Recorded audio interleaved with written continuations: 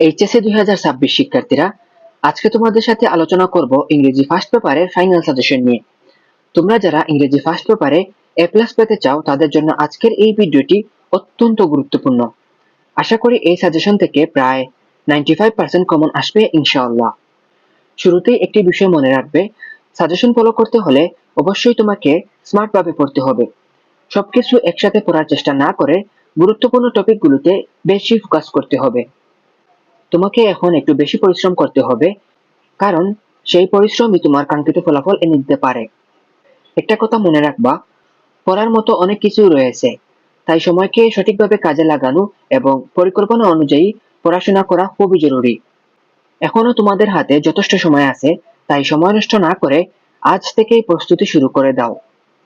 আর অবশ্যই মনে রাখবে, শুধু ভিডিও দেখলেই হবে না, বই হাতে নিয়ে দাগিয়ে দাগিয়ে পড়তে হবে এবং গুরুত্বপূর্ণ বিষয়গুলো নোট করে রাখতে হবে। তাহলেই সেই সাজেশন থেকে সর্বোচ্চ উপকার পাওয়া সম্ভব। তাই অনুরোধ থাকবে, পুরো ক্লাসটি মনোযোগ সহকারে দেখবে এবং শেষ পর্যন্ত আমাদের সাথে থাকবে।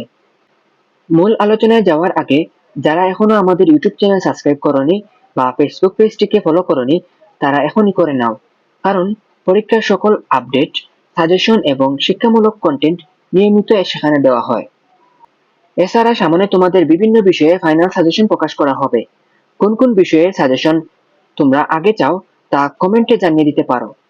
আমরা চেষ্টা করব তোমাদের চাহিদা অনুযায়ী সেগুলোকে অগ্রাধিকার দিয়ে ভিডিও আপলোড করার। তো আর কথা না বাড়িয়ে চলো শুরু করা যাক আজকের ইংলিশ ফার্স্ট পেপারের ফাইনাল সাজেশন। প্রথমে আমরা মান বন্টনটা দেখি। রিডিং পার্টে মোট 60 নম্বর থাকে। সেখানে আসে MCQ, question, information transfer, flowing chart, summary, with close and without close এবং রিঅ্যারেঞ্জ। এই বেসিক টপিকগুলো ভালোভাবে প্র্যাকটিস করতে হবে। এরপরে রাইটিং পার্টে থাকে প্যারাগ্রাফ, স্টোরি, লেটার বা ইমেইল, গ্রাফ বা চার্ট, শর্ট স্টোরি এবং পোয়েম। এগুলো তোমাদের জন্য খুবই গুরুত্বপূর্ণ। এখন আমরা একে একে সাজেশনটা দেখি। সবার আগে আসি সিনথেসিসে।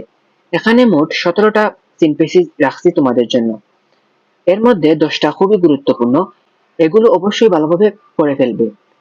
বাকি যে 7টা রয়েছে, চাইলে সেগুলো দেখে নিতে পারো। এই টোটাল 17টা সিনথেসিস ভালোভাবে কভার করলে 3টা প্রশ্ন সহজেই করতে পারবে। এরপর আছে সামারি। এখানে মোট 14টা টপিক আছে, এগুলো একবার ভালো করে দেখে নাও, স্ক্রিনশট নিয়ে রাখতে পারো, এগুলো থেকে প্রশ্ন আসার সম্ভাবনা সবচেয়ে বেশি। এরপরে আছে কোয়েকশন নাম্বার 4 এবং 5, অর্থাৎ with close and without close.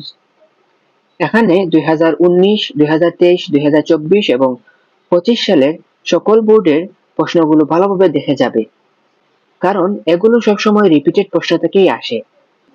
এখন আসি রিঅ্যারেঞ্জে। এই রিঅ্যারেঞ্জ গুলো 10 মার্কের হয়ে থাকে। মোট প্রায় 18টা টপিক তোমাদের জন্য রেখেছি, এর মধ্যে 10টা সবচেয়ে গুরুত্বপূর্ণ। সময় থাকলে বাকি 8টাও দেখে নিতে পারো, কিন্তু মূল ফোকাস থাকবে এই 10টার উপর। এখন আসি আমরা রাইটিং পার্টে। প্রথমেই প্যারাগ্রাফ। মোট 8 থেকে 9টি গুরুত্বপূর্ণ প্যারাগ্রাফ তোমাদের জন্য আমি রেখেছি, যেমন deforestation, tree plantation, price hike, national flag, road accident, mobile phone বা internet use, drug addiction, city life অথবা village life, climate change, traffic jam, food adulteration, environment pollution. এই টপিকগুলো খুবই গুরুত্বপূর্ণ, এগুলোর মধ্যে যে কোনোটা আসতে পারে। অনেক প্যারাগ্রাফ প্রবলেম বেসড, তাই এগুলো ফরম্যাটে লিখলে সহজ হয়, যেমন রোড অ্যাক্সিডেন্ট, পলিউশন বা ড্রাগ এডিকশন। এগুলো ফরম্যাটে প্র্যাকটিস করতে পারো। কিছু টপিক যেমন টি প্লান্টেশন বা মোবাইল ফোন, এগুলো আলাদা স্টাইলে আসে এবং লিখতেও হয় আলাদা স্টাইলে। এরপরে আসি গ্রাফ বা চার্টে। গ্রাফ বা চার্টের মধ্য থেকে যে কোনো একটা আসবে, যেমন literacy rate, internet uses, mobile phone users ইত্যাদি।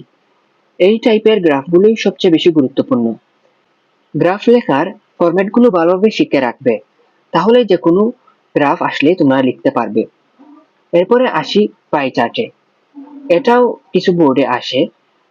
চার্ট বা পাই চার্ট যেটাই আসুক না কেন, ফরম্যাট জানা থাকলে সহজেই তোমরা লিখতে পারবে, কারণ টাইপ একই থাকে, শুধু ডাটা পরিবর্তন হয়।